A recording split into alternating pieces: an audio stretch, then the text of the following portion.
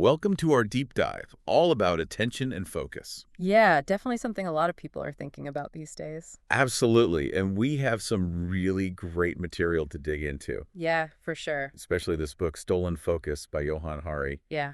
Really going to unpack what's going on with our ability to concentrate. Yeah, it does seem like everyone's feeling this, doesn't it? Yeah. This sense that our attention is being pulled in a million directions, like Right. something's interfering with our ability to really focus. And Hari's journey really exemplifies this struggle, Right. which we'll get into. Yeah. He starts his exploration by going on this digital detox, Right. which sounds almost impossible these days, right? Right. Hari actually points out that there aren't a lot of long-term studies Oh. on attention span, but Yeah. the evidence we do have suggests that Yeah. there's a real problem brewing. Okay. He identifies 12 factors that diminish focus. 12. 12. Wow. And he even uses this powerful image to describe the feeling, like we're pouring acid on our attention. Oh, wow. Yeah, 12 factors. That's a lot. it is. Makes you wonder how anything gets done. Right. So let's start with his personal experience. Okay. With distraction. Yeah. He decides to go on this 3-month digital detox Wow. in Provincetown, Massachusetts. Yeah. No smartphone, no internet. It's like stepping back in time. I know, right? Yeah. So he talks about encountering people who just couldn't fathom Right. this idea of going offline. They were so used to constant connectivity that it seemed completely foreign to them. Yeah. It really highlights how ingrained this has Uh-uh. become in our society. I can totally relate to that. Yeah. I remember going to a concert and spending half the time filming it Oh, yeah. on my phone instead of just enjoying the music. It's so common now. Yeah. But Hari's experience shows how disconnecting, even if it's difficult at first, Okay. can lead to this shift in perception. Yeah. He describes feeling almost stoned with stillness. During those first few days offline, Wow. like his brain was finally able to relax Yeah. after being bombarded with digital input for so long. That's fascinating. Yeah, It sounds almost like withdrawal. it does. But did he find it easier to focus after a while? It did in some ways. Okay. But he also realized it wasn't just external distractions. He was battling. Okay. Even without his phone, he'd catch himself mentally composing tweets Hi. or imagining Instagram captions. Wow. It was like the habit of distraction had become ingrained Yeah. in his thought process. So even if we eliminate those external distractions, Right. our own minds can still sabotage our focus. Exactly. What can we do about that? Well, that's where understanding the science of attention Okay. becomes crucial. Okay. Hari dives deep into research on how our brains process information Yeah. and how distraction affects that process. Okay. One key concept he explores is the attention spotlight. Okay, let's shine a light on that attention spotlight. What exactly is it and how does it get messed with in the digital age? Imagine a stage light Yeah, okay. that highlights the actor we need to see. Okay. That's essentially what our attention spotlight does. Okay. It focuses on the specific information we need Yeah. while filtering out distractions. Okay. But in a world of constant notifications, pings, and updates, Right. that spotlight gets fragmented, Yeah. flickering between multiple points of interest. Yeah, instead of a single beam, our attention Like is that. scattered, trying to focus on everything at once. Exactly. No wonder we feel overwhelmed. Right. Think about your own social media feeds. Right. They're designed to keep you scrolling, Yeah. even if the content is shallow or upsetting. Exactly. It's no wonder our attention spotlights are going haywire. And this constant switching Yeah. comes at a cost. Okay. Neuroscientist Earl Miller refers to it as Okay. the switch cost effect. Okay. Essentially, multitasking Yeah. reduces our cognitive capacity and impairs our ability to think deeply. So multitasking, which we've all been told is a great skill to have, Right. is actually a myth. It is in the sense of truly focusing on multiple things at once. Okay. It's more like rapidly switching between tasks. Gotcha. And that switching actually makes us less efficient Okay. and less creative. Wow, so multitasking is actually making us dumber. It is. That's a pretty strong argument against trying to do everything at once. It is. And this isn't just a personal feeling. Okay. The sheer volume of information we're exposed to these days Yeah. is a major contributor to this attention overload. This is where it gets really interesting. Tell me more. Hari cites research by Soon Lehman showing that the Yeah. amount of information we consume daily has been increasing Yeah. exponentially since the 1980s. Really? Think about how much information you consume daily. I know, it's a lot. Compared to even a decade ago. Yeah. It's no wonder you feel overwhelmed. It's like trying to drink from a fire hose. But wait, I have a question. Okay. We're talking about all these negative impacts of distraction. Yeah. But doesn't our mind need some downtime? Yeah. What about daydreaming or just letting our thoughts wander? That's a great question, and it's something Hari tackles head on. Okay. He challenges the assumption that all distractions are bad. Okay. In fact, he argues that certain types of mind wandering are actually essential for creativity and problem solving. So it's not all doom and gloom. Not at all. There's a silver lining to this distraction cloud. There is. Tell me more. Hari introduces us to the fascinating world of mind-wandering research, specifically the work of Marcus Rachel, who studied something called the default mode network, which is active when our minds wander. I'm guessing this isn't just about zoning out. No. There's more to it than that. There's much more to it than that. Okay. The default mode network plays a crucial role in self-reflection, making connections between seemingly unrelated ideas. Wow. And even processing emotions and memories. So when our minds wander, yes, they're not just idling, they're actually working. They are. On important things in the background. Exactly. That's really interesting. And Hari highlights two key benefits of this kind of mind wandering. Okay. First, it helps us organize our personal goals and priorities. Okay. And second, it fosters creativity. Okay. By allowing our thoughts to roam freely. Uh-huh. We make unexpected connections, Yeah. leading to those aha moments of insight. That makes so much sense. I often find that my best ideas come to me when I'm not actively trying to solve a problem. Exactly. It's like my subconscious mind is working things out in the background. Precisely. But he also makes an important distinction. He does. Between positive and negative mind wandering. Yes. Okay. For it to be beneficial, it needs to occur in a context of low stress and safety. So a relaxed mind is more likely to wander in a productive way. Yes. Whereas a stressed mind might spiral into negative thoughts. Exactly. Now, you might be thinking that any kind of distraction is bad. Right. But there's a fascinating twist. There is. Oh, I love twists. What is it? Hari introduces us to Tristan Harris, a former Google design ethicist who uses the analogy of magic to explain how tech companies actually exploit our attentional vulnerabilities. Okay, now that is a fascinating connection. It is. Tech companies as magicians. Yeah. What does that even mean? Well, Harris argues that just like magicians use their knowledge of the human mind to create illusions, tech companies use their knowledge of psychology to design platforms that hook our attention and keep us coming back for more. So we're all basically sitting ducks. In a way, yes. For these digital magicians? Yeah. But how do they actually do it? Well, they use all sorts of techniques. But one of the most effective is the outrage algorithm. Outrage algorithm. That Hari talks about. Okay. It turns out social media platforms actually profit from outrage and polarization. Wait, they make money by making us angry? They do. Why would they do that? Because the more angry and engaged we are, the more likely we are to click share and comment. Right. Which drives up engagement metrics and ultimately ad revenue. So they're literally fueling the fires of outrage. They are. To line their pockets. That's messed up. It is. And it has real-world consequences. Okay. Hari explores how the outrage algorithm has contributed to political polarization, the spread of misinformation, and even the rise of extremist movements. This is starting to feel like a bit of a conspiracy theory. Well, do they really have that much control over our minds? It's not about mind control, but about understanding and manipulating human psychology. Okay. Hari explains how social media platforms use algorithms to curate our feeds, showing us content that's likely to provoke a strong emotional response. Right. Whether it's anger, fear, or even joy.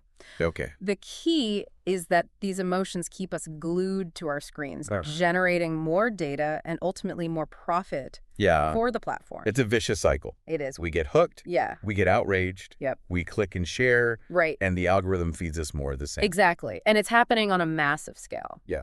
Harris cites the case of Alex Jones. Okay. A conspiracy theorist. Right. who used YouTube to spread misinformation and hate speech. YouTube's algorithm recommended his videos billions of times, amplifying his reach and contributing to the radicalization of his course. That's terrifying. It is. It shows how these algorithms can be used to spread harmful content and influence public opinion in really dangerous ways. It does raise some serious questions about the role of technology. In a democratic society. For sure. And it makes you wonder what we can do to protect ourselves from this manipulation. Okay, so we're being manipulated by these digital magicians. But is there any hope? There is. Can we reclaim our attention? We can. From the clutches of big tech? Hari offers several solutions. Okay. From individual strategies to systemic changes. Sure. And that's what we'll explore in the next part of our deep dive. Okay, I'm ready to hear about these solutions. Okay, I'm ready to hear about these solutions. All right. I have to admit, after that last segment, I'm feeling a little powerless against these tech giants. Right. What can we actually do to reclaim our attention? So Hari explores a range of possibilities. Right. And he starts by looking at the individual level. Okay. He introduces the work of Nir Eyal, author of the book Indistractable, who emphasizes personal responsibility and developing strategies to manage distraction. So Hari is all about taking ownership. He is. Of our attention and developing good habits. Yes. What kind of strategies does he recommend? He suggests things like pre-commitment. Okay. And time boxing. Time boxing. Yeah. Pre-commitment is about setting up systems that make it harder to give in to distractions. Okay. For example, using website blockers to prevent access to social media during work hours. Right. Or even something as simple as turning off notifications. That makes sense. I've tried turning off notifications. Yeah. And it definitely helps. It does. But it takes a lot of discipline. It does. What about those of us who struggle with willpower? Right. Are we just doomed to be distracted? That's a fair point, and that's where the limits of individual responsibility become clear. Okay. Hari argues that willpower alone isn't enough to combat the forces of these tech companies. Right. He uses the analogy of trying to lose weight. In a world where junk food is cheap, abundant, and constantly marketed to us. Right. It's like trying to quit smoking. It is. While surrounded by smokers. Exactly. The environment makes it that much harder. Yeah. So if individual willpower isn't enough, what else can we do? Hari explores the need for systemic change. Okay. He believes we need a fundamental shift in the business model of big tech. Okay, that sounds great in theory, but how do we actually make that happen? Right. These companies are massive and powerful. They are. How do we convince them to change their ways? Hari and other advocates believe that regulation is key. Okay. Governments have a responsibility to protect citizens from the harmful effects of these companies, just like they regulate other industries that pose risks to public health and safety. So it's not about banning technology altogether, but about creating a regulatory framework that ensures technology serves humanity. Exactly. Not the other way around. Right. That makes a lot of sense. And there's a growing movement calling for this kind of regulation. Drawing inspiration from past social movements that successfully challenged powerful industries, like the tobacco industry. That's encouraging, but while we're waiting for these systemic changes to happen, are there any steps we can take on a smaller scale? Absolutely. Maybe in our own communities or workplaces? Hari highlights the power of collective action. He talks about the importance of raising awareness, starting conversations, and putting pressure on those in power to make changes. So it's about starting a movement, much like the civil rights movement or the environmental movement. Exactly. But how do we create that kind of momentum around this issue? Hari shares the insights of Ben Jackson, an activist and organizer, who explains how social movements gain momentum. He emphasizes the importance of creating a consciousness-raising breakthrough cultural moment where an issue becomes so widely recognized and discussed that it reaches a tipping point. So it's about shifting public perception. It is. Making the attention crisis something that everyone is talking about. Exactly. Kind of like what's happening with climate change. Exactly. And once enough people are aware of the problem and demanding solutions, change can happen quickly. It can. I'm hopeful. Yeah. But I also have to admit that this all feels very overwhelming. It can, yeah. There's so much to do. Yeah. And it's easy to feel like our individual actions don't really matter. I understand that feeling. Yeah. But Hari reminds us that even small changes can have a ripple effect. Okay. Every conversation we have, every choice we make can contribute to a larger shift in awareness and ultimately to a change in the system. Okay, that's encouraging. Yeah. So while we're working on those systemic solutions, what are some things we can do in our own lives? Well, in addition to the individual strategies we discussed earlier, Hari highlights some other interesting possibilities. Okay. One that really caught my attention was the idea of a 4-day work week. A 4-day work week. Now, that's a solution I can get behind. It is an interesting one. But seriously, is that even feasible? Hari shares examples of companies that have implemented this model and seen improvements in productivity, employee satisfaction. Wow. And overall well-being. That's amazing. So people are actually getting more done in 4 days. It's not just about cramming 5 days of work into 4, but about restructuring work to prioritize efficiency and focus. Gotcha. Employees who have more time to rest and recharge come back to work more refreshed and engaged. That makes so much sense when we're overworked and burnt out. Right. Our attention suffers. It does. It's like our brains need that extra day. Yes. To reset and recharge. Exactly. And it's not just about productivity. A 4-day work week also allows people to spend more time with their families, pursue hobbies, and engage in activities that bring them joy and fulfillment. It's about creating a more balanced and humane way of working. It's about working to live, not living to work. Exactly. Are there any other examples of companies trying to create... Hari also discusses the concept of the right to disconnect. The right to disconnect. Which is gaining traction in Europe.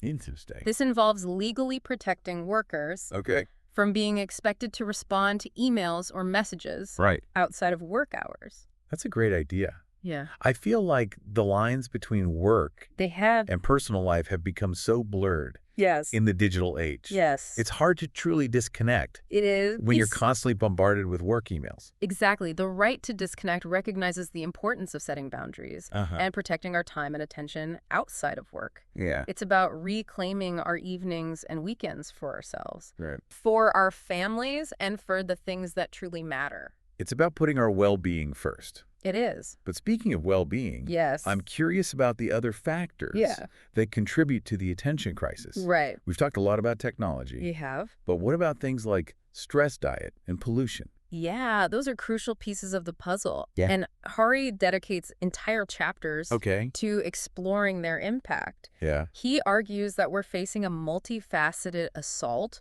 on our minds, with stress diet and pollution acting as powerful accelerants to the attention crisis. Okay, so let's break those down, starting with stress. Okay. We all know stress can make it hard to focus. Yes. But how does that actually work? What's the science behind it? Hari draws on the work of Nadine Burke-Harris, a pediatrician and trauma expert who explains how chronic stress can actually alter brain development. Really? Particularly in children. Wow. She uses the term hypervigilance to describe the state of constantly being on high alert, scanning for potential threats, which can make it incredibly difficult to concentrate. So instead of focusing on the task at hand, our brains are stuck in fight or flight mode. Exactly. Worried about all the potential dangers lurking around every corner. And the state of hypervigilance isn't just limited to people who have experienced trauma. Hari argues that we're living in an increasingly stressful society. I can see that. With factors like economic insecurity, social isolation, and political polarization contributing to a pervasive sense of anxiety. So it's like we're all living in a low-grade state of emergency. It is a bit like that. Which is not exactly conducive to deep thinking. Not at all. Or focused attention. Right. Our brains and bodies are constantly on edge, making it difficult to relax and engage in the kind of focused attention that we need for creative work, problem solving, and even just enjoying the present moment. Okay, stress is definitely a major attention stealer. Yeah. What about diet? Right. We all know that eating healthy is important for our physical health. It is. But how does it affect our cognitive abilities? Hari dives deep into the connection between what we eat and how we think. highlighting the importance of providing our brains with the nutrients they need to function optimally. Right. And avoiding substances that impair cognitive function. So what should we be eating to boost our brain power? He emphasizes the importance of whole, unprocessed foods, particularly those rich in omega-3 fatty acids, which are essential for brain health.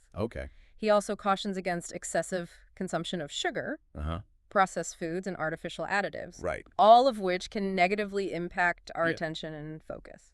So ditch the junk food. Pretty much. And load up on fruits, veggies, and healthy fats.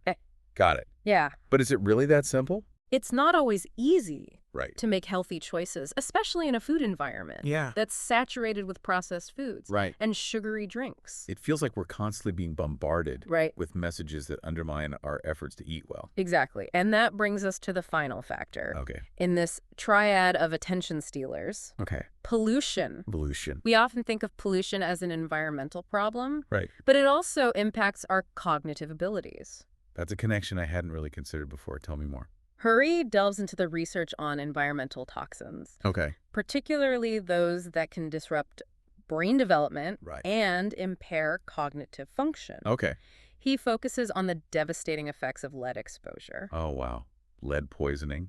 I remember learning about that in school. But I thought that was a problem of the past. Unfortunately, lead exposure is still a significant problem. Really? Particularly in low-income communities.